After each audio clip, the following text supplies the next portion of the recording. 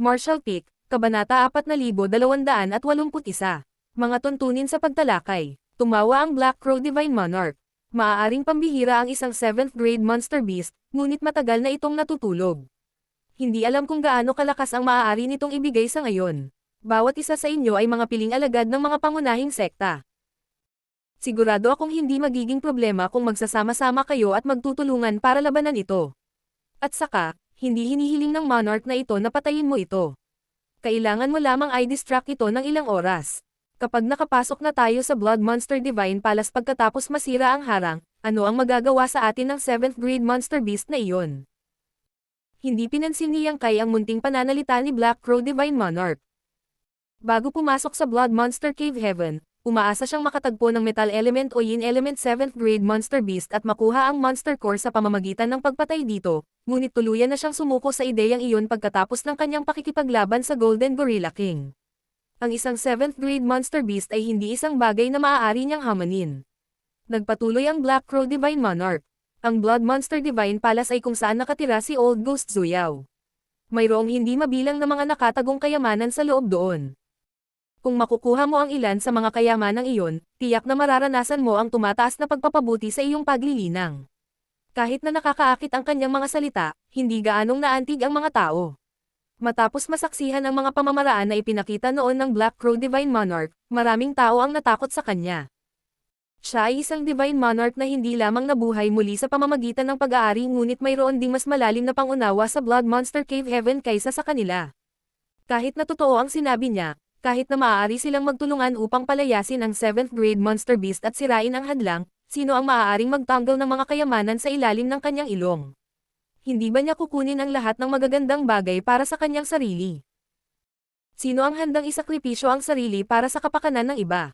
Ang mga disipulo ng iba't ibang cave heavens at paradises ay hindi tanga at malinaw na naunawaan ang puntong ito. Inunat ni Black Crow Divine Monarch ang kanyang mga braso at sumigaw. Lahat, ipahiram niyo sa akin ang iyong lakas. Ang monarch na ito ay maaari lamang umasa sa inyo. Kapag nagtagumpay tayo, hahatiin natin ang mga kayamanan sa palasyo ayon sa kani-kanilang pagkakataon. Hindi mabilang na pares ng mga mata ang nakatitig sa kanya nang walang pakialam, ngunit walang tumugon. Ngumisi si Yang Kai. Black Crow Divine Monarch, natatakot ako na mali ang ginawa mong diskarte sa pamamagitan ng pagsubok na hiram ang aming lakas para buksan ang Blood Monster Divine Palace. Iminumungkahi kong isuko mo ang ideyang iyon sa lalong madaling panahon.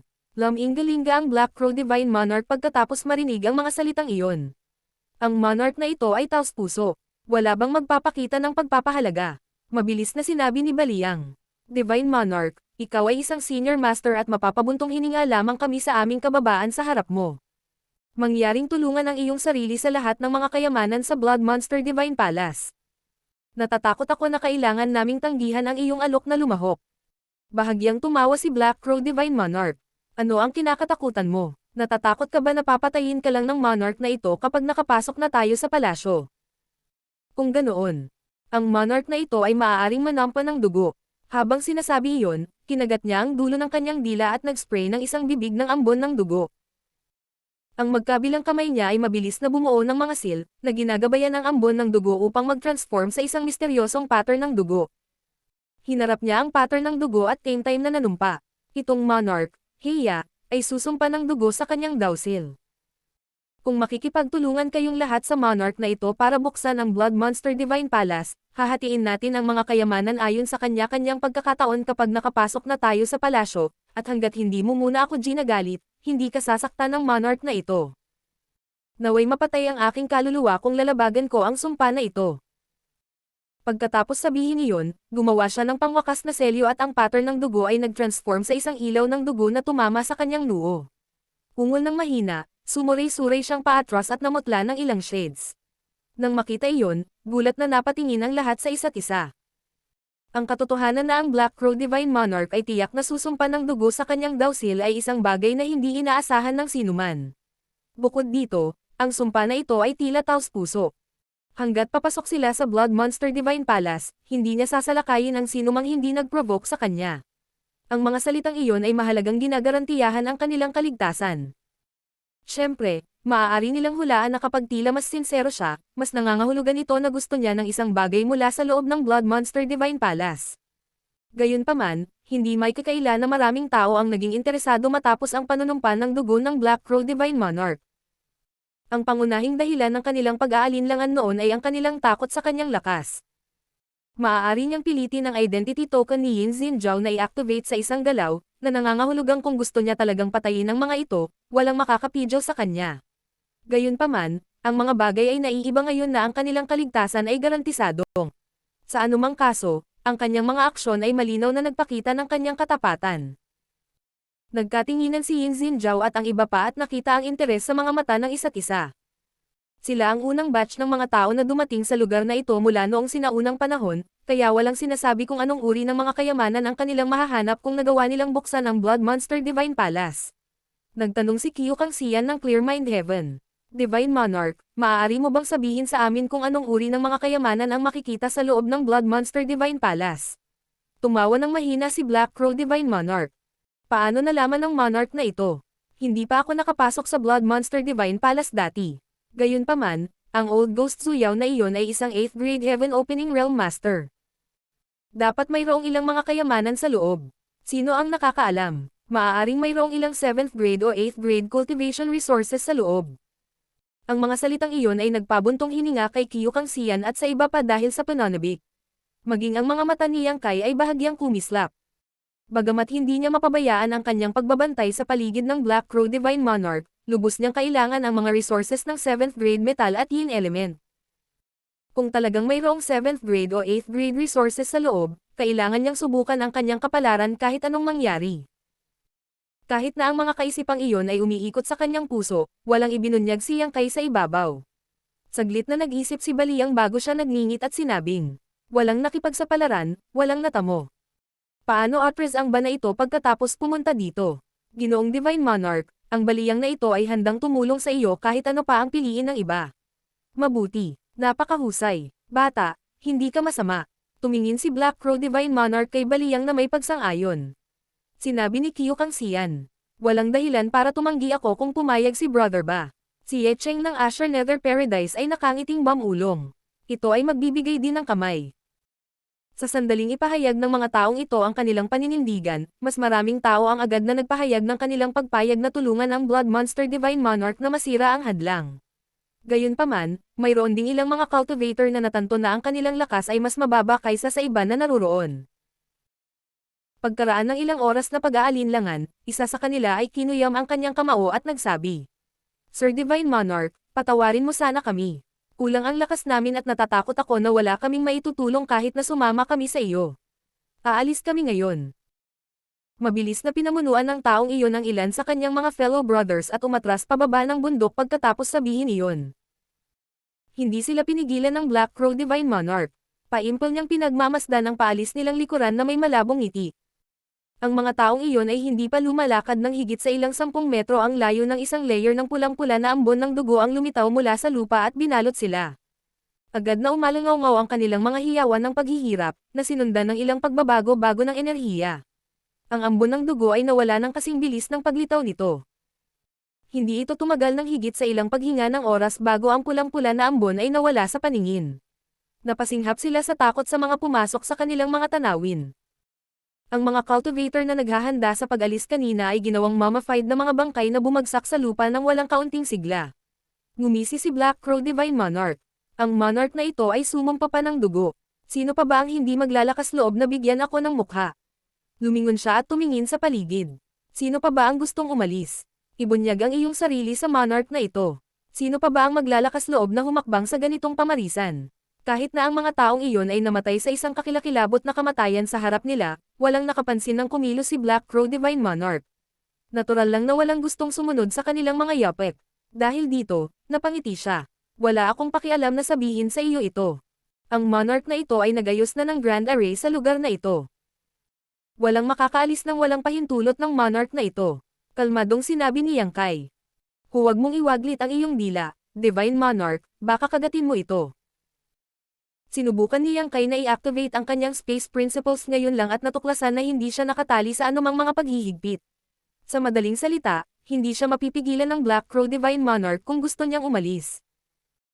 Ang Black Crow Divine Monarch ay sumulyap patagilid kay Yang Kai, nag-uumapo mula sa kanyang mga mata ang pagpatay na layunin. Gayunpaman, mabilis niyang inayos ang sarili at ngumisi.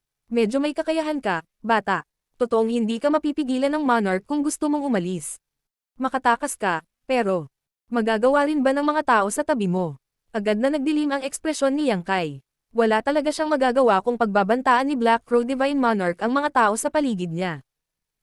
Bagamat maaari niyang ilagay ang lahat sa Small Sealed World at umalis kasama sila, tiyak na kikilos ang Black Crow Divine Monarch bago siya makatapos. Hindi pinapansin si Yang Kai, tumingin si Black Crow Divine Monarch sa iba at nagtanong. May gusto pa bang umalis? Umalis ka na. Ang mga nagtangkang umalis ay namatay sa harapan namin. Sino ang maglalakas loob na sumubok na umalis? Hindi alintana kung payag sila o hindi, wala silang pagpipilian kundi sundin ang Black Crow Divine Monarch ngayon. Natuwa sa sitwasyon, paulit-ulit na tumango ang Black Crow Divine Monarch. Pagkatapos, lumingon siya para tingnan si Yang Kai. Ano naman sayo? Sasama ka ba o hindi? Tanging ang mga tao sa paligid ni Yang Kai ang hindi pa nakapagpahayag ng kanilang paninindigan, na nangangahulugang hanggat pumayag si Yang Kai, kung gayon ang lahat ng mga piraso ay nasa lugar. Sumasang-ayon ka bang paalisin ako, Divine Monarch? Tanong ni Yang Kai. Pwede mong subukan. Matangkad na ngumiti ang Black Crow Divine Monarch bilang tugon. Gayunpaman, ang kanyang tingin ay dumaan sa Ku Huashang, Zhang Roushi, at ang iba pa na may masamang hangarin. Galit na galit si Yang Kai kaya sumakit ang kanyang ngipin. Pagkatapos ng maikling pagsasaalang-alang, mabilis niyang sinabi. Divine Monarch, maaari kitang tulungan, ngunit mayroon akong kondisyon. Tumawa ang Black Crow Divine Monarch. Gusto mong makipag-ayos sa Monarch na ito. Natatakot ako na wala kang mga kwalifikasyon para gawin iyon. Umiling si Yang Kai. Naniniwala ako. Pagkasabi noon ay agad niyang binago ang kanyang tono. Ikaw mismo ang nagbanggit nito, Divine Monarch. Mayroong dalawang pangunahing isyu. Ang isa ay upang sirain ang hadlang at ang isa ay upang palayasin ang 7th grade monster beast. Kami ay ganap na walang kaalam-alam tungkol sa mga hadlang sa lugar na ito habang tila may alam ka. Sa madaling salita, ikaw ang mamumuno sa proseso ng pagsira sa hadlang. Sa panahong ito, magiging abala ka kaya hindi mo magagawa ang dalawang bagay ng sabay-sabay. Dahil dito, kakailanganin mo ng ibang tao para makagambala sa 7th grade monster beast. E ano ngayon? Tahimik na tumingin si Black Crow Divine Monarch. Sinabi ni Yang Kai. Alam mo ang bangis ng isang 7th grade monster beast. Sa lahat ng narito, ako lang ang may pagkakataong lumaban dito. Sino pa ang makakalaban sa isang 7th grade monster beast? Ngumuso si Black Crow Divine Monarch. Marami sa maliliit na bata na iyon ang may mga identity token. Kapag sila ay nasa matinding panganib, ang divine abilities sa loob ng mga identity token ay automatikong maa-activate. Kalimutan na panatilihing okupado ang 7th grade monster beast, kahit ang pagpatay dito ay hindi magiging isyu. Sinabi ni Yang Kai, kailangan nilang nasa matinding panganib para mangyari iyon. Sa tingin mo ba ay sinasadya nilang ilagay ang kanilang mga sarili sa matinding panganib at gagamitin ang divine abilities sa kanilang identity token? Bakit mo lokohin ang iyong sarili, Divine Monarch? Ang mga taong ito ay hindi mapagkakatiwalaan. Alam mong maaasahan mo lang ako para makagambala sa 7th grade monster beast. Nakita mo na ang kaya ko. Sa puntong ito, sumimangot si Yang Kai at mamulong. Hindi, hinihintay mo ba ako, Divine Monarch? Biglang naalala ni Yang Kai na ang Black Crow Divine Monarch ay dumating dito matagal na ang nakalipas. Gayunpaman, ito ay hindi hanggang sa siya ay dumating dito na ang huli masayang nagpakita. Malinaw na naghihintay sa kanya ang Black Crow Divine Monarch. Nang maunawaan ang puntong ito, agad na napagtanto ni Yang Kai ang iba. Plano akong gamitin ng Old Ghost na ito para pigilan ang 7th grade monster beast na iyon sa simula. Napakatuso nitong Old Ghost. Muntik na akong mahulog sa pakulo niya. Malamig na ngumuso si Black Crow Divine Monarch. Bata, ang mga masyadong matalino ay malamang na mamatay ng bata pa. Humagalpak ng tawa si Yang Kai. Divine Monarch, bakit ka nagagalit dahil sa kahihiyan? Dahil ang Black Crow Divine Monarch ay nagplano para sa kanya na gambulain ang 7th grade monster beast sa unang lugar, walang dahilan para Iris Urba, kaya agad na nagtanong si Yang Kai. Sa tingin mo ba ay may karapatan akong makipag-ayos sa iyo ngayon, Divine Monarch? Martial Peak, Kabanata 4282, Blood Principles Secret Technique. Ang ekspresyon ng Black Crow Divine Monarch ay naging madilim at hindi sigurado sa loob ng ilang sandali bago siya malamig na ngumuso. Ano ang iyong kalagayan? Pakinggan natin. Ngunit, sasabihin ko ito ng maaga. Kung sobra-sobra, huwag mong sisihin ang Monarch na ito sa pagiging walang awa. Huwag kang mag-alala, Divine Monarch. Hindi naman sobra-sobra ang kalagayan ko. Ngumiti ng husto si Yang Kai. Kailangan ko lang ng 7th grade metal o yin element resources. Nang marinig ang mga salitang iyon, napakalakas na umiling ang Black Crow Divine Monarch kaya't ito ay nataranta. Wala ako, sinabi ni Yang Kai. Divine Monarch, paano ka magiging hindi makatwiran? Isa kang high-grade Heaven Opening Realm Master na nabuhay muli sa pamamagitan ng pagkakaroon. Bagamat mahalaga ang mga 7th grade resources, hindi dapat sila maging problema para sa iyo, tama ba? Wala ka bang anumang uri ng pamana? Ang Black Crow Divine Monarch ay galit na sumigaw. Ang monarch na ito ay nakulong sa lugar na ito ni Zuyao sa loob ng hindi mabilang na taon. Anong legacy ang dapat kong pag-usapan? Hindi ako magdadalawang isip na bigyan ka ng ganoong basura kung mayroon akong isa, ngunit wala akong anumang bagay ngayon. Huminto siya saglit bago nagpatuloy. Bakit hindi natin gawin ito? Tulungan akong buksan ang Blood Monster Divine Palace, at kung makita ko ang kailangan mo sa loob, ihahatid ito sa iyo ng monarch na ito. Sigurado akong may ilang 7th grade resources sa loob ng Blood Monster Divine Palace. Tinuyan ni Yang Kai ang mga salitang iyon. Divine Monarch, kinukuha mo ba ako bilang isang 3 taong gulang na bata? Kung ang bastos na ito ay nakahanap ng anumang bagay na mabuti sa loob, hinding-hindi niya ito ibibigay sa akin. Hindi ito ang unang pagkakataon na nakatagpo ako ng mga pagtataksil. Sabi ni Black Crow Divine Monarch. Wala akong magagawa kung hindi ka magtitiwala sa monarch na ito. Wala lang talaga itong monarch na gusto mo. Bakit hindi mo palitan ang iyong kahilingan sa isang bagay na kayang bigyang kasiyahan ng monarch na ito? Pinag-isipan ni Yang Kai ang kanyang baba. Dahil sinabi mo iyon, Divine Monarch, hindi ko nagagawing mahirap ang mga bagay para sa iyo. Papalitan ko ang kalagayan ko sa isang bagay na mayroon ka. Tama iyan. Kukunin ko ang totoong Grand Evolution Immortal Bloodlight Scripture. Agad na nagdilim ang ekspresyon ng Black Crow Divine Monarch nang marinig ito. Junior, huwag kang masyadong lumayo. Malamig na tiningnan ni Yang Kai ang Black Crow Divine Monarch. Divine Monarch, hindi mo ba iniisip na hindi ka tapat? Gusto ko ng mga high-grade resources, ngunit sinabi mong wala ka. Ngayon, hinihiling ko ang Grand Evolution Immortal Bloodlight Scripture. Sasabihin mo ba na wala ka rin? Galit na galit si Black Crow Divine Monarch. Sino ang hindi makatwiran dito? Ang monarch na ito ay humihingi lang ng tulong sa iyo para magambala saglit ang 7th grade monster beast. Paano ka maglakas loob na subukang pagimbutan ang Bloodlight Scripture para sa isang maliit na gawain? Nakakalungkot lang na ang monarch na ito ay kakapanganak pa lamang at hindi nakabawi ng kanyang lakas, kung hindi, matagal na kitang pinatay. Alam mo na kailangan kong harapin ang isang 7th grade monster beast. Kailangan kong ipagsapalaran ang aking buhay, Divine Monarch. Ang Grand Evolution Immortal Bloodlight Scripture ay ang core secret art ng Tao of Blood Inheritance ng matandang asong iyon na si Zuyao. Ang monarch na ito ay gumugol ng hindi mabilang na mga taon upang makuha ito. Imposibleng ibigay ito sa ibang tao. Hindi maliban kung ito ay isang patay na tao. Kung hindi ito gagana, hindi rin yan gagana. Divine Monarch, sinusubukan mo bang makinabang ng hindi nagbibigay ng anumang kapalit? Maaaring bata pa ako, ngunit hindi rin ako ganoon kadaling lokohin. Gayun din, mukhang naiinis si Yang Kai. Mahigpit na kumunot ang noo ni Black Crow Divine Monarch at pinalambot ang kanyang tono. Bata, huwag mo akong pahirapan. Hindi kayang tuparin ng monarch na ito ang dalawang kondisyong hiniling mo, kaya bakit banggitin ang mga ito?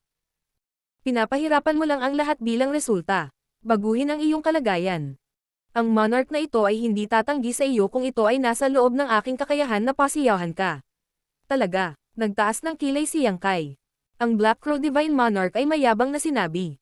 Siyempre, hindi malilin lang ng monarch na ito ang isang junior na tulad mo. Nagkunwaring nag-isip sandali si Yang Kai bago niya tuluyang sinabi. Kung ganoon, pakibigay ang Blood Principles Restriction Secret Technique sa Grand Evolution Immortal Bloodlight Scripture. Bakit kailangan mo iyon? Sumulyap si Black Crow Divine Monarch kay Yang Kai nang may kainahinala, ngunit pagkalipas ng ilang sandali, bigla niyang napagtanto ang isang bagay. Sinusubukan mo bang maglabas ng isang tao dito? Tiningnan niya si Yang Kai pataas at pababa, pagkatapos ay ngumiti siya ng makahulugan. Bata, ang tagal mong natalo, ngunit tila ang layunin mo talaga ay ang Blood Principles Restriction Secret Technique. Tila natutuwa siyang makita sa puso ni Yang Kai. Walang ibinunyag si Yang Kai. Sabihin mo lang sa akin kung ibibigay mo ito sa akin o hindi. Ang totoo ay nag-aatubili ang Black Crow Divine Monarch. Kaya lang, 2 beses na niyang tinanggihan si Yang Kai, at ang paggawa nito sa pangatlong beses ay malamang na humantong sa isang kumpletong pagkasira sa mga negosasyon. Kung ganoon nga ang kaso, hindi na kailangang ipagpatuloy ang pagtalakay sa bagay na ito. Bukod pa rito, Ang Blood Secret Technique ay hindi nauugnay sa core ng Bloodlight Scripture kahit na ito ay bahagi nito. Hindi na kailangang mag-alala tungkol sa pagbabawas ni Yang Kai sa natitirang bahagi ng Bloodlight Scripture mula sa derivative technique na ito. Kaya, agad siyang tumango. Maaaring sumang-ayon ang Monarch na ito sa kondisyong ito. Sumang-ayon kaagad ang Black Crow Divine Monarch kaya hindi napigilan ni Yang Kai na hindi mapalagay, kaya sumimangot siya at sinabing, Divine Monarch, huwag mo akong subukang linlanggan. Medyo naintindihan ko na rin ang mismong Bloodlight Scripture, kaya malalaman ko kung totoo o peke ang mga secret technique na iyon. Kung maglakas loob kang paglaruan ako, huwag mong sisihin ang junior na ito sa pagtalikod at pagtataksil sa iyo. Malamig na bamantong hininga si Black Crow Divine Monarch. Tiyak, itong Monarch ay nangako sa iyo. Hindi kita dadayain. Bakit kailangan mong maghinala, bata? Habang sinasabi iyon, naglabas siya ng isang Jade Sleep. Ang kanyang Divine Sense ay lumakas saglit, na tila may nakasulat, bago niya itinapon ang Jade Sleep kay Yang Kai. Inabot ni Yang Kai ang Jade Sleep. Habang pinapanatili ang isang hibla ng kamalayan upang panoorin ang Black Crow Divine Monarch ng maingat, sinuri niya ang nilalaman ng Jade Sleep. Kung hindi dahil sa karanasan sa Blood Lake, hindi matutukoy ni Yang Kai ang pagiging tunay ng impormasyong nakapaloob sa Jade Sleep. Sa kabutihang palad, naintindihan niya ang ilang mga yugto ng Bloodlight Scripture dati at wala siyang nakitang mga depekto pagkatapos niyang maingat na suriin ang secret technique sa Jade Sleep. Hindi mahirap ay ando ang Blood Principles Restriction Secret Technique, ang tanging isyo ay kailangan niyang ubusin ang ilan sa sarili niyang Blood Chi. Kung pwede lang bumalik sa Abundant City, magagawa kong mag-eksperimento sa mga cultivator doon. Sa ganoong paraan, malalaman ko kung totoo o peke ang impormasyong ito. Lahat ay binigyang pansin ang pag-uusap ni Yang Kai at Black Crow Divine Monarch sa pamamagitan ng Divine Sense Transmission. Gayunpaman, wala silang ideya kung ano ang sinasabi. Nakita nila ang iba't ibang ekspresyon sa mukha ng dalawang iyon at ilang sandali pa, naghagis ng Jade Sleep si Black Crow Divine Monarch kay Yang Kai, na nagsimulang suriin ito. Ang lahat ay hindi maiwasang tumingin sa isa't isa, iniisip kung anong uri ng deal ang ginawa ng Black Crow Divine Monarch kay Yang Kai. Makalipas ang 1/4 na oras, naiinip na hinimok ng Black Crow Divine Monarch. Bata, tapos ka na ba? Kailangan mo bang pag-aralan itong mabuti? Magkakaroon ka ng maraming oras para pag-aralan ito kapag nakalabas na tayo sa Blood Monster Cave Heaven. Inalis ni Yang Kai ang Jade at tumango. Mabuti. Mukhang nasisiyahan ang Black Crow Divine Monarch. Kung ganoon, magsimula na tayo. Pero, may sasabihin ako ng maaga. Tumingin siya sa paligid niya at ang kanyang ekspresyon ay unti-unting naging malamig habang madilim na idinagdag niya. Kailangan ninyong lahat na magtulungan para makapasok sa Blood Monster Cave Heaven. Kung matuklasan ng Monarch na ito na may lihim na umaatake sa iba o nagpipigil, papatayin siya ng Monarch na ito. Habang nagsasalita, partikular niyang sinulyapan sina Yang Kai at Yin Xinjiao. Halatang alam niyang hindi maganda ang relasyon ng dalawa. Walang pag-aalinlangan na sinabi ni Yang Kai. Wala akong gagawin kung walang unang mag-provoke sa akin. Naikuyom ni Yin Xinjiao ang kanyang mga kamao. Divine Monarch, mangyaring makasigurado. Sa kasalukuyang sitwasyon, ang Blood Monster Divine Palace ang pangunahing prioridad. Naiintindihan ng junior na ito ang kanyang mga prioridad. Napakagaling. Tumawa si Black Crow Divine Monarch. Kung ganoon, ipapaliwanag ng Monarch na ito kung paano tayo magtutulungan para masira ang hadlang. Hanggat maaari tayong makalusot at makapasok sa Blood Monster Divine Palace, ginagarantiyahan ng Monarch na ito na lahat kayo ay may mapapala. Walang mas nakakaunawa sa Blood Monster Divine Palace kaysa sa kanya, kaya natural lang na pinangunahan niya ang proseso ng pagsira sa hadlang. Bilang karagdagan, ang Black Crow Divine Monarch ay napakahusay na naghanda. Ngayong siya na ang bahala sa pag-coordinate ng buong sitwasyon, agad niyang ipinarating ang sunod-sunod na utos. Hindi lang iyon habang inilabas niya ang array flags mula sa kung saan at ipinamahagi ang mga ito sa mga cultivators. Ang mga cultivator na nagtitipon sa lugar na ito ay may bilang na 1,000 man lang. Hindi nagtagal, ang lahat maliban sa mga tao sa paligid ni Yang Kai ay hinati sa 64 na grupo upang tumayo sa iba't ibang posisyon ayon sa kaayusan ng Black Crow Divine Monarch. Ang mga pinuno ng bawat grupo ay mga piling disipulo mula sa Cave Heavens at Paradises, bawat isa ay may dalang array flag. Bahagyang kumunot ang noo ni Yang Kai sa nakita. Ang Black Crow Divine Monarch ay nakakulong sa lugar na ito ng napakaraming taon. Hindi pa banggitin, siya mismo ay isang high-grade Heaven Opening Realm Master na nabuhay muli sa pamamagitan ng pagkakaroon. Sa lohikal na pagsasalita, dapat siyang magkaroon ng mas malalim na pag-unawa sa Blood Monster Cave Heaven kaysa sa iba, ngunit, kahit na sa kanyang malawak na kaalaman, karanasan, at kakayahan, kailangan pa rin niyang gumawa ng ganoong haba upang may set up ang gayong Grand Array sa pagkakasunod-sunod, para masira ang harang dito. Higit pa rito, mayroon ding natutulog na 7th grade monster beast na Magi gising sa sandaling sinimulan nilang basagin ang hadlang. Talaga bang may intensyon ba ang Blood Monster Divine Monarch na ipasa ang kanyang legacy at inheritance? Seryosong nag-alinlangan si Yang Kai na ang Blood Monster Divine Monarch ay tunay na nag-isip ng ganoong bagay, kung hindi, bakit siya magtatakda ng napakataas na pagsubok sa kahirapan? Hindi ito mga hadlang na maaaring malampasan ng ordinaryong Emperor Realm Masters. Magkagayunman, huli na para isipin ito ngayon. Sinimulan na ng Black Crow Divine Monarch ang kanyang paghahanda. Mabubuksan man nila o hindi ang Blood Monster Divine Palace ay ganap na nakasalalay sa kanyang mga pamamaraan. Ang buong proseso ay tumagal ng hindi hihigit sa 1 oras bago naging handa ang Grand Array. Lumitaw ang Black Crow Divine Monarch sa harap ni Yang Kai at same time na nagsabi. Bata, napakaganda kung hindi lilito ang 7th grade monster beast mamaya, ngunit kung mangyayari ito, ikaw at ang mga tao sa paligid mo lang ang maaasahan ko, para ma-distract ito. Ang iba ay magiging bahagi ng Grand Array, kaya hindi sila makagalaw. Huwag mong bigon itong monarch, sinabi ni Yang Kai. Gagawin ko ang aking makakaya. Wala akong ideya kung gaano kalakas ang maaaring ibigay ng isang 7th grade monster beast. Kung hindi ako manalo, siguradong makakatakas ako. Paano ako mananatili dito at maghihintay sa pagdating ng kamatayan? Malinaw na binasa ng Black Crow Divine Monarch ang pagitan ng mga linya at naunawaan ang mga kaisipang hindi ipinahayag ni Yang Kai, kaya, matalim niyang tinitigan si Yang Kai. Gayunpaman, wala siyang magagawa kundi subukang akitin si Yang Kai gamit ang mga benepisyo. Hindi ba gusto mo ng high-grade metal element at yin element resources? Kung tutulungan mo itong monarch na gambale ng monster beast, tiyak na ibibigay ko sa iyo ang kailangan mo kapag nakita ko sila sa Blood Monster Divine Palace. Tumango si Yang Kai. Maaaring pag-usapan niyo maya. Hindi na kailangang sabihin, ang Black Crow Divine Monarch ay hindi mapagkakatiwalaan. Maaaring nagpapakita siya ng isang mabait at palakaibigang harapan sa ngayon, ngunit iyon ay dahil kailangan niya siya ngayon. Kapag nawala na ang halaga ni Yang Kai, bakit maaabala ang Black Crow Divine Monarch na maglaro ng maganda? Ngunit, medyo nasasabik si Yang Kai. Iniisip ko kung anong elemento ang monster beast na natutulog sa lugar na ito. Kung nagkataong metal o yin element, papatayin ko talaga. Hindi ko pa nagagamit ang Divine Ability Bead na binigay sa akin ng Lady Boss. Kung gagawin ko, malaki ang posibilidad na mapatay ko ang monster beast sa isang suntok. Nag-transform ang Black Crow Divine Monarch sa isang bloodlight at umalis. Sa oras na muling lumitaw, nakatayo siya sa gitna ng lambak ng bundok. Gumawa siya ng isang set ng mga hand seal at sumigaw.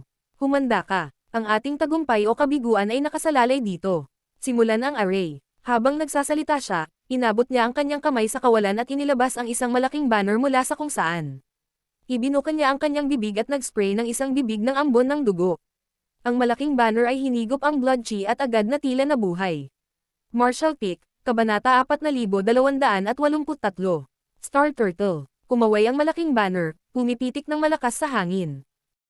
Ang mga cultivator na may hawak ng array flag sa lahat ng 64 na array node ay nag-activate sa kanila ayon sa secret technique na itinuro sa kanila ng Black Crow Divine Monarch. Pagkatapos, nagsimulang tumunog ang array flag sa control banner. Isang vibration na nagmula sa kaibuturan ng kaluluwa ng isang tao ang umalangaw-ngaw sa hangin.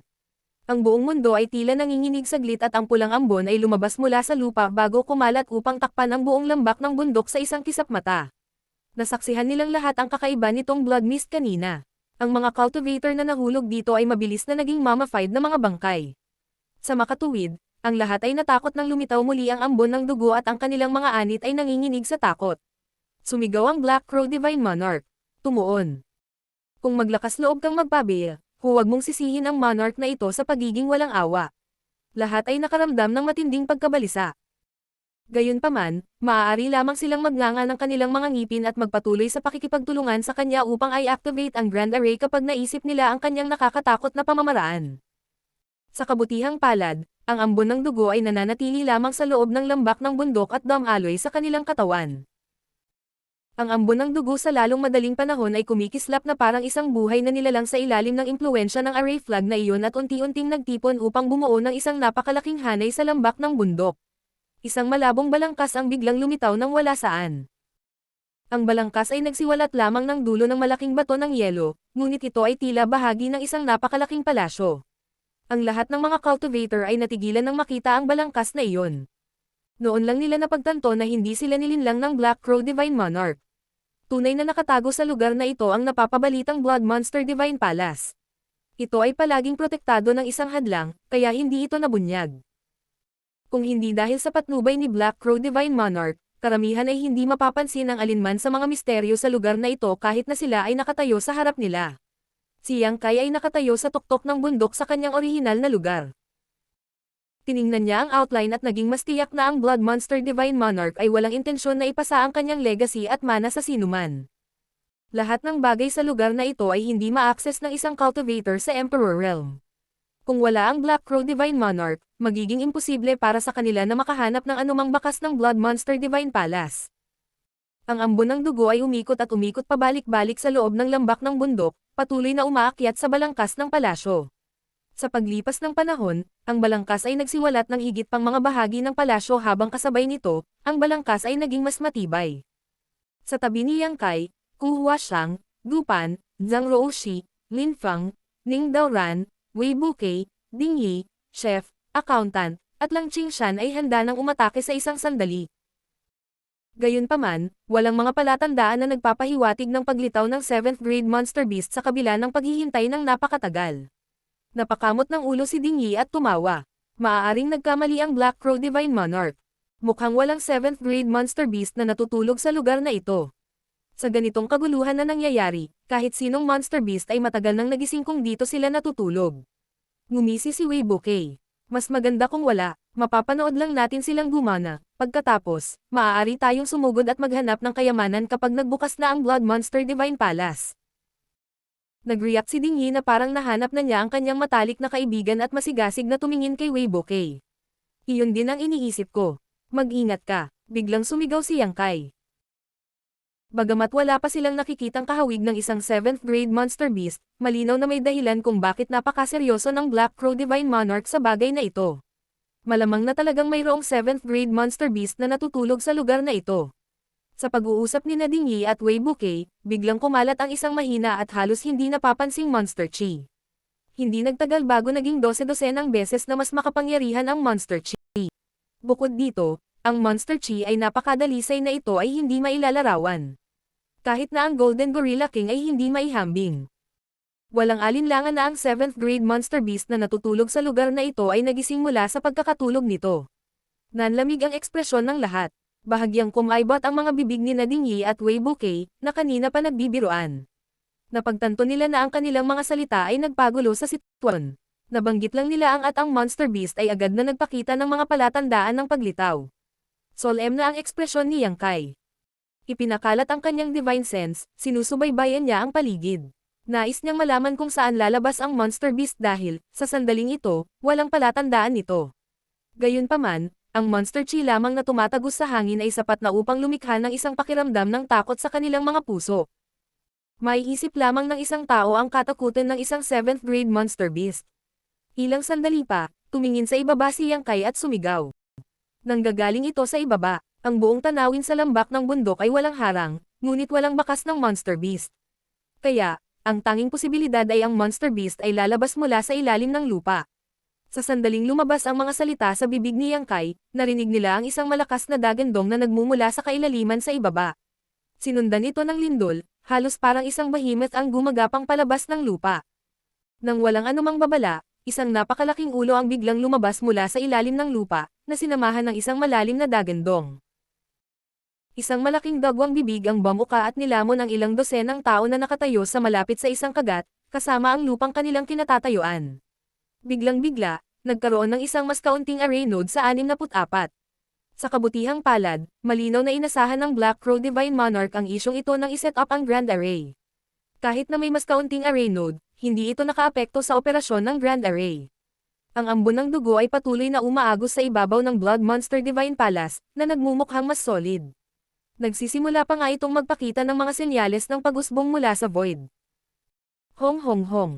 Ang monster beast ay lumabas sa lupa sa susunod na sandali, na nagdulot ng isang napakalaking hukay na lumitaw. Ang napakalaking katawan nito ay kasing laki ng isang maliit na burol, na may makapal na kaliskis na tumatakip sa katawan nito na bumubuo ng isang malakas na depensa. Umikot ang ambon ng dugo sa gilid ng katawan nito ngunit hindi ito magnaz. Hanggang sa sandaling ito na si Yang Kai, na matagal nang nakatutok sa kanyang paligid, sa wakas ay nakatanaw ng mabuti sa Monster Beast. Isa itong Star Turtle na may 200 metro ang haba at 50 metro ang taas ng katawan. Bilang karagdagan, natatakpan ito ng isang layer ng nakasisilaw na dilaw na liwanag. Si Yang Kai ay parehong nadismaya at nakahinga ng maluwag. Isang Earth Element Monster Beast. Nadismaya siya na ang Monster Beast na ito ay hindi mula sa Metal Element o Yin Element tulad ng kung ano ang kailangan niya, ngunit sa halip ay ang Earth Element. Nakondense na niya ang isang Earth Element power. Tsaka, ginamit niya ang Dragon Bead ng isang mahusay na dragon. Walang gaanong mapapala kahit napatayin niya itong Star Turtle. Kasabay nito, nakahinga siya ng maluwag na ito ay isang Earth Element Monster Beast. Ang Earth Element ay higit sa lahat ay tungkol sa depensa, kaya bagaman ito ay mahirap pumatay, ang posture ng Star Turtle na ito ay nagpapahiwatig na ito ay may mahinang mga kakayahan sa open sea kaya ang panganib na harapin ito ay nabawasan ng malaki. Higit pa rito, ang Star Turtle ay natutulog sa loob ng maraming milenyo, kaya sa sandaling ito ay medyo tulala at matamlay dahil sa kakagising pa lang. Inilibot nito ang paningin sa paligid, tila antok na antok. Ang mga cultivator na bumubuo sa array nodes na pinakamalapit sa pagong ay nanginginig ng hindi mapigilan. Nasaksihan nila gamit ang sarili nilang mga mata habang nilalamon ng Star Turtle ang isang buong batch ng mga cultivator sa sandaling lumitaw ito. Kaya naman, natakot sila na baka tumalikod ito at kainin din sila. Ang isang tao ay hindi dapat magpalinlang sa kanyang nakatutuwang hitsura. Walang sino mang naruroon ang kalaban nito kung nagpa siya itong umatake, pagkatapos ng lahat, ang lakas nito ay nasa kanyang depensa. Malaki ang posibilidad na walang sino man ang makapaglagay dito. Ang isa sa mga cultivator mula sa isang malaking second-class forces ay napalunok ng may kaba at hindi namamalayan na umatras ng ilang hakbang. Nais niyang magtago sa likod ng iba upang maghanap ng isang pakiramdam ng seguridad, ngunit sino ang makakaalam na ang kanyang pag-urong ay magiging sanhi ng pagbagsak niya sa ambon ng dugo. Nagkaroon ng sunod-sunod na sizzling sound at ang taong iyon ay napasigaw sa sakit.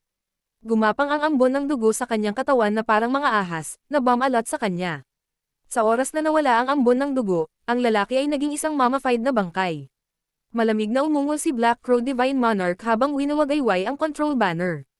Tumayo ka kung nasaan ka. Ang sinumang maglakas loob na gumalaw ng padalos-dalos ay mamamatay. Naramdaman ng lahat ang mapait na lasa sa kanilang mga bibig.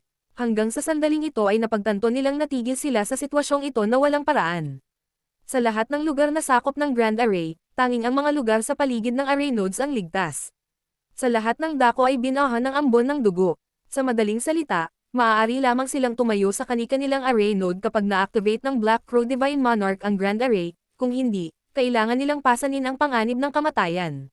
Natuwa si Yang Kai nang makita niya ang sitwasyong ito.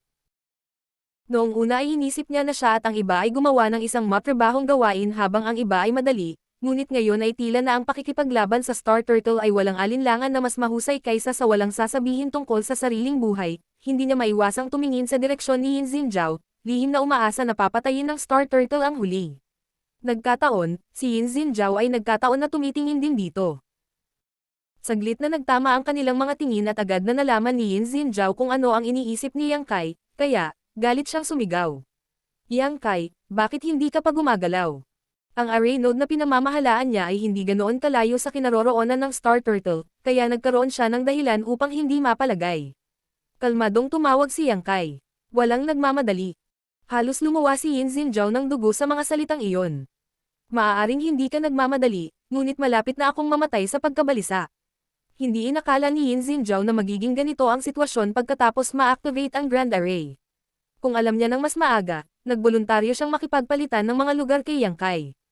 Hindi bababasa, magkakaroon siya ng kontrol sa sarili niyang buhay o kamatayan. Sa sandaling ito, hindi siya makagalaw kahit isang hakbang mula sa lugar na ito. Nabuhay man siya o namatay ay ganap na nasa tadhana. Ito ay isang kakilakilabot na pakiramdam. Dapat kang kumilos ngayon bago pa huli ang lahat. Umalangaw-ngaw ang boses ni Black Crow Divine Monarch. Itong Monster Beast ay matagal nang natutulog, at ngayong kakagising pa lang nito, hindi pa nakakabawi ang lakas nito. Ito ang pinakamagandang oras para alisin ito. Kung magdedeli ka, mas mahirap pang hawakan. Gaano ba kahirap na magdulot ng matinding pinsala sa gayong 7th grade monster beast na nakatuon sa depensa? Hindi sigurado si Yang Kai kung maaari nilang lagyan ng scratch ito kahit na ang lahat sa kanyang panig ay gumamit ng kanilang buong lakas. Gayunpaman, tama ang Black Crow Divine Monarch tungkol sa isang bagay. Ito talaga ang panahon na ang Star Turtle ay nasa pinakamahina. Sa isiping iyon, tumanggo si Yang Kai. Dahil sinabi na ng Divine Monarch, susunod ang junior na ito. Pagkatapos, sumigaw siya.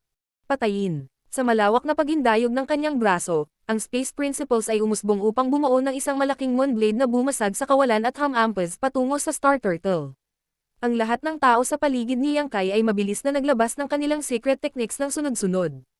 Ang mga makukulay na ilaw ay dumaan patungo sa Star Turtle, na bumagsak sa malaking figure nito sa isang iglap.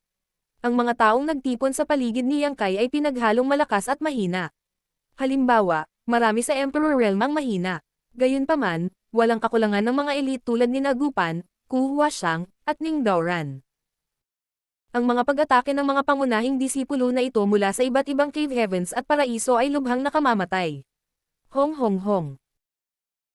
Nakakabinging umalangaw-ngaw ang pagsabog pagkatapos ng pagsabog habang kumalat ang maraming halos liwanag mula sa mga pagsabog na ito sa lahat ng direksyon. Nang mawala ang mga ilaw, tumingin ang lahat at nakaramdam ng pananakit ng ulo.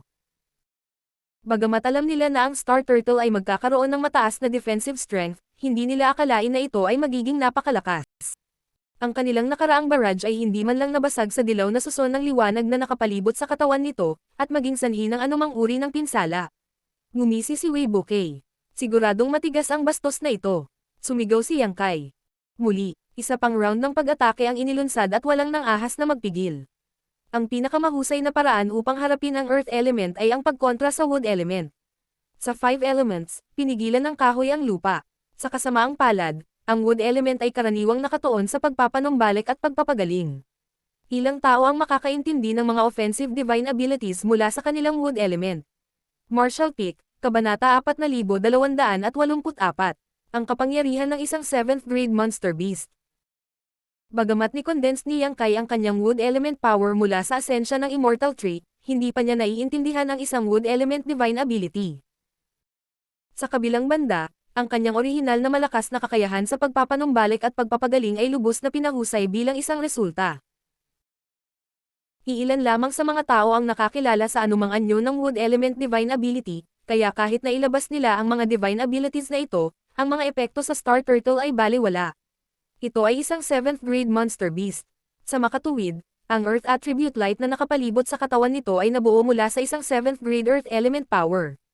Napakahirap sirain ang gayong hadlang ng walang sapat na lakas ng grado. Nang umatake ang lahat sa sandaling ito, nahayag ang pagkakaiba ng kanilang lakas. Si Ku Huashang, Gupan, at ang iba pa ay walang alinlangan na pinakamalakas sa grupo. Sila ay mga core na disipulo ng kani-kanilang cave heavens at paraiso kung tutuusin. Bilang magiging mga haligi ng kani-kanilang mga sekta, sila ay masiglang inaruga mula pagkabata. Ang kapangyarihan sa likod ng kanilang secret techniques ay kamangha-mangha, mahirap para sa mga ordinaryong cultivator na pantayan. Samantala, ang chef, accountant, Lang Qingshan, Ding Yi, at ilang iba pa ay bahagyang mas mababa sa paghahambing. Tulad ng para sa mga mula sa Emperor Realm, ang kanilang mga pag-atake ay medyo mahina kung ihahambing, gayunpaman, kung ano ang kanilang kulang sa individual na lakas ay ginawa nila sa bilang. Ang kanilang mga pag-atake na umuulan sa Star Turtle ay unti-unting nagpadilim ng liwanag sa katawan nito. Sa sandaling ito, tila unti-unting nagising ang Star Turtle at maya-maya ay umikot ito sa paligid at tumingin sa kanilang direksyon. Umuungol sa langit, agad itong nagsimulang gumalaw. Nagmamadali itong lumapit sa kanila sa sobrang bilis kahit mukhang malamaya at mabigat. Bawat hakbang na ginagawa nito ay gumagawa ng dumadagandong na kulog sa lupa. Dating siya, si Yang Kai ay sumigaw sa tuktok ng kanyang mga baga. Sa sandaling ito, hindi na siya nang ahas na magpigil pa. Humugat siya mula sa kanyang Dowsil powers, ang Golden Crow True Fire ay kumalat at nagsimulang sunugin ang lahat sa kanyang harapan. Pinagsama-sama ni Yang Kai ang 5 uri ng high-grade elements at nagawa niyang maunawaan ang divine abilities mula sa 2 sa kanila hanggang ngayon. Ang isa ay ang Dragon Shield at ang isa ay ang Golden Crow Casting Sun.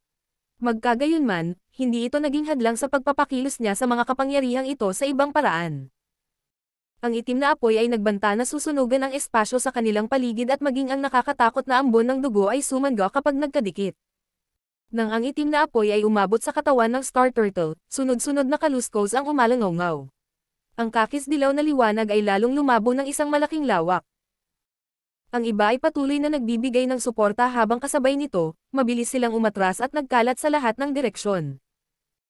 Hanggang sa lumapit ang Star Turtle sa loob ng 1,000 metro nang tuluyang nabasag ang yellow light barrier nito. Tuwang-tuwa si Yang Kai sa nakita. Nang hindi man lang huminto sa pag-iisip tungkol dito, ipinatawag niya ang Yuan Magnetic Divine Bottle Gourd at binuksan ang takip nito. Isang nakakasilaw na liwanag ang agad na nawala at bumalot sa Star Turtle. Isang malakas na iyak ulit ang narinig. Ang Yuan Magnetic Divine Light ay naglalaman ng mapangwasak na kapangyarihan na pamunit sa mas malalambot na bahagi ng katawan ng Star Turtle na hindi natatakpan ng shell nito, na naghiwa-hiwa ng hindi mabilang na mga dagwang sugat sa buong katawan nito. Nang biglang lumiwanag ang isang madilim na ilaw, isang pakiramdam ng takot ang bumaba sa mundo. Lahat ay nakaramdam ng panginginig sa kanilang mga puso. Parang naririnig nila ang kamatayan na tinatawag ang kanilang mga pangalan. Tumangala si Yang Kai at nakitang ibinuka ng Star Turtle ang malaking bibig nito upang ipakita ang talas-talas nitong mga pangil. Bukod dito, may maliit na bola ng kakis dilaw na liwanag na kasing laki ng wash basin na nahuhubog sa bibig nito. Ang pag-atake ay direktang nakatutok sa kung saan nakatayo si Yang Kai. Tingnan mo, napasigaw si Ku Huashang. Hinawakan ang kanyang mga daliri, mabilis siyang gumawa ng selyo at idiniin ang kanyang kamay sa direksyon ng Star Turtle. Kasabay nito, naglasla si Wei Bouquet gamit ang kanyang espada. Ang parang latigaw na liwanag ng espada ay naging sanhi ng pagkawala ng lahat ng kulay sa mundo. Ipinatawag ni Ding Yi ang apoy ni Bifang at pinukaw ang mga ulap. Binunot ni Lin Feng ang kanyang espada at pinalabas ang hindi mabilang na anino ng espada na tumakip sa kalangitan. Hinawakan ni Gupan ang isang paintbrush sa kanyang pagkakahawak, gumuhit sa hangin. Isang napakalaking karakter na seal, ang lumitaw na parang nakalimbag sa bibig ng Star Turtle. Samantala, lumilipad ang Peachwood Sword sa likod ni Ning Daoran upang mag-transform sa isang lumilipad na anino na pumutol sa mga bituin. Huli ngunit hindi bababasa, silang Ching Shan, ang mga tao ng Emperor Realm, at ang iba pa ay sabay-sabay ding sumalakay. Ito ay isang napakabuhay na tanawin, na may lahat ng uri ng nakakabulag na mga ilaw na sumasabog at nakasisilaw sa kanilang paningin. Sa kasamaang palad, ang Star Turtle ay hindi naapektuhan. Pinahintulutan nito ang maraming pag-atake na dumapo lamang sa katawan nito habang ang bola ng liwanag ay tumalsik mula sa bibig nito na parang paikot-ikot na kidlat. Nabasag ang mga ilaw ng espada at nabura ang mga anino ng espada. Umalangaw-ngaw ang mga daing at daing sa buong paligid. Si Ku Huashang ay itinapon pa atras na parang isang saranggola ng papel, na dumura ng dugo sa hangin. Napaatras si Wei Bouquet ng ilang dose-dosenang metro ng napakalaking puwersa ng impact. Kinaladkad ang kanyang mga paa at lumikha ng mahahabang labangan sa dumi. Namula ang mukha ni Ding Yi at ang kanyang katawan ay kumikinang na parang luto. Nagmumula ang mga langit-ngit na tunog sa kahoy na espada sa kamay ni Ning Daoran habang lumilitaw ang mga manipis na bitek sa kahabaan nito. Ang pinagsama-samang lakas ng napakaraming elite ay hindi napigilan ang isang suntok mula sa Star Turtle, na nakakasindak sa kanilang lahat. Samantala, ang bola ng liwanag ay nagpatuloy sa pagbaril patungo kay Yang Kai kahit na medyo nabawasan ang momentum. Itinaas ni Yang Kai ang kanyang kamay at ipinatawag ang Asher Dragon Spear. Hinawakan niya ito sa magkabilang kamay, itinulak niya ito palabas.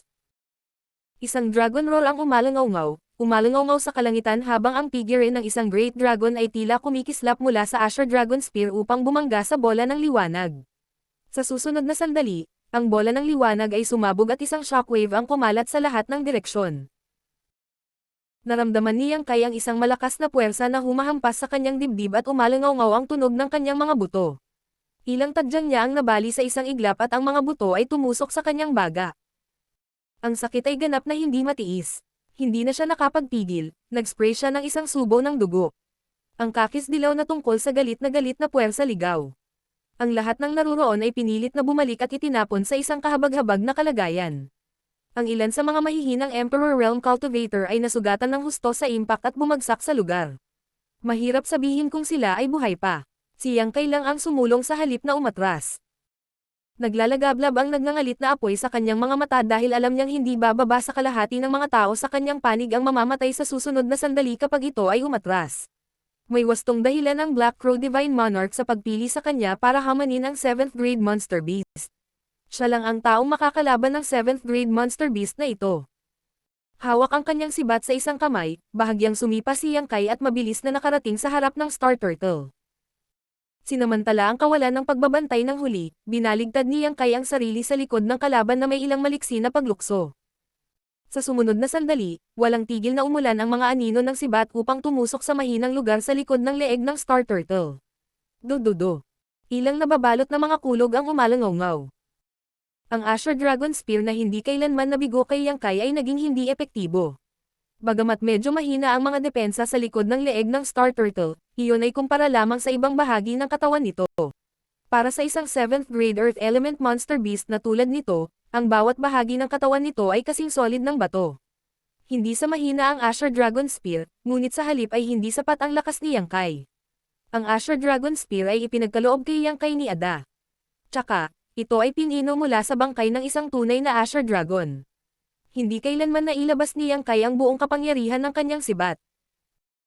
Daan-daang sunod-sunod na pag-ulos ang maaaring naging madugong gulo sa likod ng leeg ng Star Turtle, ngunit ang mga pinsalang iyon ay hindi mas mapanganib kaysa sa isang kagat ng insekto dito. Umiling ang pagong at pinitik ang buntot nito, sinusubukang itapon si Yang Kai, ngunit paano makakasunod si Yang Kai sa gusto ng Star Turtle? Hindi siya kumikibo kahit kay titing, halos parang napako ang mga paa niya. Hindi na kailangang sabihin, lahat ng iba ay hindi nagpigil sa sitwasyong ito. Mabilis nilang pinakawalan ang kanilang mga pamatay na galaw at inatake ang Star Turtle mula sa lahat ng direksyon. Ang mga pagsabog ng liwanag ay sumabog sa katawan ng Star Turtle, ngunit kahit na ang mga pag-atake na ito ay hindi kapani-pani walang marahas, hindi sila nagdulot ng anumang epektibong pinsala dito. Biglang tumigil sa pagpupumiglas ang pagong at saglit na nanginig ang buong katawan nito. Kaagad pagkatapos nito, ang hindi mabilang na mga sinag ng kakis dilaw na liwanag ay kumikislap at bumaril mula sa katawan nito, bawat sinag ay naglalaman ng hindi kapani-pani walang kapangyarihan. Natigilan si Yang Kai, at bilang resulta, nataman siya ng isa sa mga sinag at agad na napaungol sa sakit. Ang kanyang katawan ay lumipad ng mataas sa himpapawid habang ang iba ay katulad na natarante sa mga pag-atake at marami ang ngayon ay hindi gumagalaw sa lupa. Sa pag-alog ni Yang Kai, ang Star Turtle ay nag-react na parang Flood Dragon na nakatakas sa pagkakagapos nito. Ang bangis nito ay lubos na pinalaki at ang napakalaking katawan nito ay humagupit sa magkabilang gilid. Walang nang ahas na lumapit sa loob ng radius na 1,000 metro. Tumabi ka, iwan mo sa akin. Galit na umungol si Chef, biglang sumulpat. Hawak niya sa kaliwang kamay niya ang kitchen knife niya at chopping board sa kanan niya. Ang hitsura niya ay para siyang katay ng baboy o kambing. Ito ay isang medyo nakakatawang tanawin, gayunpaman, ang nais niyang patayin sa pagkakataong ito ay isang 7th grade Monster Beast. Ang chopping board sa kamay ni Chef ay lumipad at mabilis na lumawak sa hangin bago ito dumausdad sa ilalim ng katawan ng Star Turtle. Mahirap matukoy kung anong uri ng artifact ang chopping board, ngunit naglalabas ito ng kakaiba at misteryosong aura. Isang monster beast na kasing lakas ng Star Turtle ang natrap sa chopping board sa isang sandali ng kapabayaan. Lumapit ang Chef na may malawak na ngiti. Ako ang kutsilyo at ang chopping block, ikaw ang isda. Habang sumisigaw siya, biglang bumukol ang kanyang katawan at naging isang higanteng may taas na ilang dosenang metro. Hindi lang iyon, ang kutsilyong pangkusina sa kanyang kamay ay naging walang kapantay na laki. Ang kanyang ekspresyon ay napakabagsik na maaari lamang itong ilarawan na nakakatakot. Iniunat niya ang isang malaking kamay at idiniin ang Star Turtle sa kanyang chopping block. Makikita sa apron sa baywang niya ang malaking printed na character na Butcher. Kasabay nito ang pagindayog pababa ng kutsilyong pangkusina sa kanyang kamay. Saglit, mukhang si Chef ang may kontrol sa sitwasyon. Ang Star Turtle ay tila walang pinagkaiba sa isang isda na hinihiwa sa kusina. Natigilan ang lahat sa nakita. Hindi nila akalain na may ganoong husay si Chef. Ang ganitong paraan ay hindi maaabot ng kahit na ang mga core na disipulo mula sa iba't ibang cave heavens at paradises. Kahit na si Yang Kai ay hindi inasahan na magiging ganoon kahanga-hanga si Chef. Noon pa man ay naniniwala siya na si Bai Chi ang pinakamalakas sa lahat ng mga shop hand na nagtatrabaho sa ilalim ng Lady Boss at ngayon lang niya napagtanto na maaaring nagkamali siya. Kung matagumpay na makapasok si Chef sa Heaven Opening Realm, tiyak na magiging mas malakas siya kaysa Old Bai. Sa tuwing puputulan ang kutsilyo, ang Chef ay nagdudulot ng nakakasilaw na mga kislap na bumaril mula sa shell ng Star Turtle. Pilit niyang tinutusok ang isang puting marka sa kabibi sa bawat hiwa. Habang ang lahat ay nasa ulirat, lumipad si accountant na may hawak na abacus. Lumipad ang kanyang mga daliri sa abacus, naglabas ng butil na lumaki at bumagsak sa ulo ng Star Turtle. Hong hong hong. Bawat suntok ay bahagyang lumulubog pababa ang ulo ng Star Turtle. Ang ulo ng Star Turtle ay nabasag ng malalim sa lupa nang ang daan-daang butil ay natapos ng bumagsak. Mabilis na inilabas ng lahat ang kanilang mga artifact at inilabas ang kanilang mga secret techniques, marahas na inatake ang Star Turtle. Biglang nagbago ang ekspresyon ng mukha ni Chef habang sumisigaw. Bahala ka na. Habang sinasabi iyon, ang kanyang napakalaking figure ay lumiit pabalik sa kanyang orihinal na sukat tulad ng isang impes na lobo. Lumipad din pabalik sa kamay niya ang chopping board. Matapos bumalik sa kanyang orihinal na anyo, napakahina ng kanyang aura na halos hindi na siya makatayo. Bukod dito, ang kanyang kutis ay kasing putlang kumot. Nang makita iyon, agad na naunawaan ni Yang Kai na naubos na ng secret technique chef na pinaandar ang lahat ng lakas ng huli. Kung ito ay talagang maaaring mag-transform si Chef sa isang malaking higanti, ito ay isang manifestasyon lamang ng secret technique na ginamit niya. Sa makatuwid, agad na itinigil ni Yang Kai ang kanyang walang habas na pambobomba sa Star Turtle at sumulpat upang lumitaw sa tabi ng Chef habang sumisigaw. Huwag kang lumaban. Inaabot siya para sunggaban siya, itinapon ni Yang Kai si Chef sa Small Sealed World. Dahil ang huli ay wala na sa anumang kondisyon para makipaglaban, ang pag-iwan sa kanya sa labas ay maglalagay lamang sa kanya sa panganib. Dahil iyon ang nangyari, mas mabuting hayaan siyang magpahinga sa isang ligtas na lugar. Ang Star Turtle ay tila nabalisa ng husto sa pag-atake ni Chef. Nang muling itinaas nito ang ulo ay niyugyug nito ang katawan. Ang buntot nito ay tumakas sa lahat ng direksyon tulad ng isang meteor hammer, ang kapangyarihan sa likod ng bawat suntok ay napakalawak na walang sino man ang makakapagtanggol laban dito. Hindi mabilang na tao ang itinapon sa hangin at agad na nagtamo ng matinding pinsala. Si Zhang Ruoshi ay malapit ng matamaan ng nagwawalis na buntot ng Star Turtle. Nang makitang hindi niya naiwasan ang pag-atake sa oras, sumilip si Yang Kai sa kanyang tagiliran at itinulak palabas ang kanyang sibat. Nang dumating ang malakas na impact, pareho silang nabangga sa isa't isa at nagkasalikop. Mabilis na bumangon si Yang Kai at kinumpirma na ayos lang siya bago sumigaw. Hiya, mamamatay tayong lahat dito kapag hindi ka gumawa ng isang bagay ng mabilis.